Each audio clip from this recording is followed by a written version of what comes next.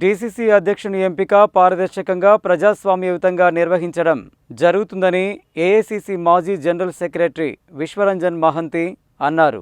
జిల్లాలో 10 రోజుల పాటు క్షేత్రస్థాయిలో పర్యటించి డీసీసీ అధ్యక్షుడు నియామకానికి సంబంధించి అందరి అభిప్రాయాలను తీసుకుంటామని పేర్కొన్నారు. డీసీసీ అధ్యక్షుడు ఎంపికకు సంబంధించి శనివారం నల్గొండలోని మంత్రి కోమటిరెడ్డి వెంకటరెడ్డి క్యాంపు కార్యాలయంలో అబ్జర్వర్ సంపత్ కుమార్, ఎమ్మెల్సీ కేతవ శంకర్ నాయక్తో కలిసి పార్టీ శ్రేణులతో సమావేశం నిర్వహించారు.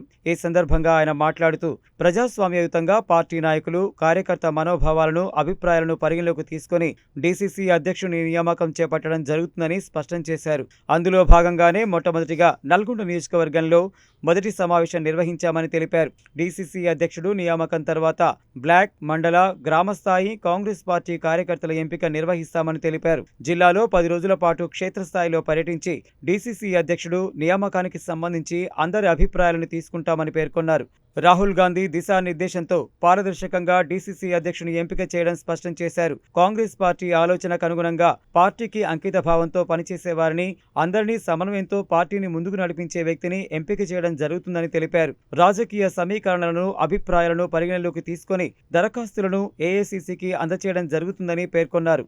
ఏఐసీసీ సెక్రటరీ, జిల్లా అబ్జర్వర్ సంపత్ కుమార్ మాట్లాడుతూ దేశ చరిత్రలో మొట్టమొదటిసారిగా కాంగ్రెస్ పార్టీ ప్రజాస్వామ్యయుతంగా, పారదర్శకంగా డీసీసీ అధ్యక్షులను ఎంపిక చేస్తుందని అన్నారు. సంఘటన్ సృజన్ అభియాన్ కార్యక్రమంలో తెలంగాణ రాష్ట్రంలోని 33 జిల్లాలలో డీసీసీ అధ్యక్షుల ఎంపికకు సమావేశాలు నిర్వహిస్తున్నామని తెలిపారు. పార్టీలో ఎవరైనా డీసీసీ అధ్యక్షుని కోసం దరఖాస్తు చేసుకోవచ్చని అన్నారు. డీసీసీ అభ్యర్థి ఎంపికకు సంబంధించి పార్టీ శ్రేణులు వ్యక్తిగతంగా కానీ, సమిష్టిగా కానీ తమ అభిప్రాయాలను వెల్లడించవచ్చు అని తెలిపారు. తెలంగాణ రాష్ట్రంలో బీఆర్ఎస్ పార్టీ ఇంట్లో కూర్చొని అభ్యర్థిని ఎంపిక చేస్తుందని ఎద్దేవా చేశారు. బీజేపీలో అమిత్ షా కనుసైగతో అభ్యర్థుల ఎంపిక జరుగుతుందన్నారు. కాంగ్రెస్ పార్టీలో మాత్రం పారదర్శకంగా డీసీసీ నియామకం జరుగుతుందని పేర్కొన్నారు.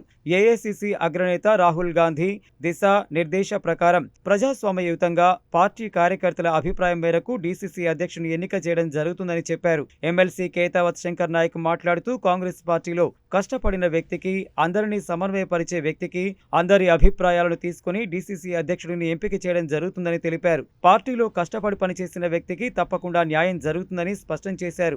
ఈ సమావేశంలో నల్గొండ జిల్లా కాంగ్రెస్ పార్టీ అధ్యక్ష పదవిని నల్గొండ పట్టణ కాంగ్రెస్ పార్టీ అధ్యక్షుడు గుమ్మల మోహన్ రెడ్డికి ఇవ్వాలని నియోజకవర్గ పార్టీ కార్యకర్తలంతా ఏకగ్రీవంగా విశ్వరంజన్ మహంతి, సంపత్ కుమార్ దృష్టికి తీసుకువచ్చి ఏకగ్రీవంగా తీర్మానం చేస్తానని తెలిపారు. గుమ్మల మోహన్ రెడ్డికి డీసీసీ పదవి ఇవ్వాలని కోరుతూ కాంగ్రెస్ పార్టీ మాజీ కౌన్సిలర్లు, పలువురు పార్టీ నాయకుల తరపున మాజీ municipal chairman Burri Srinivasareddy, vice chairman Abbagoni Ramesh గౌడ్లు దరఖాస్తులు అందజేశారు. వీరితో పాటు డీసీసీ అధ్యక్ష పదవి కోసం పలువురు దరఖాస్తులు అందజేశారు. ఈ కార్యక్రమంలో సేవాదళ్ మాజీ రాష్ట్ర అధ్యక్షుడు సుబ్రహ్మణ్యం, కాల్వ సుజాత, పట్టణ కాంగ్రెస్ పార్టీ అధ్యక్షుడు గుమ్మల మోహన్ రెడ్డి, మాజీ municipal chairman Burri Srinivasareddy, vice chairman Abbagoni Ramesh Goud, Tipparthi, Nalgonda మాజీ జడ్పీటీసీలు పాషం రామ్రెడ్డి, వంగూరు లక్ష్మయ్య, టీపీసీసీ నాయకులు ఇంతియాజ్, హుస్సేన్, కనగల్ మండల కాంగ్రెస్ పార్టీ అధ్యక్షుడు గడ్డం అనుపురెడ్డి, టీపీసీసీ ఉపాధ్యక్షుడు కొండేటి మల్లయ్య, పున్న కైలాస నేత, market committee chairman Jukuri Ramesh, జిల్లా గ్రంథాలయ సంస్థ చైర్మన్ హఫీజ్ ఖాన్,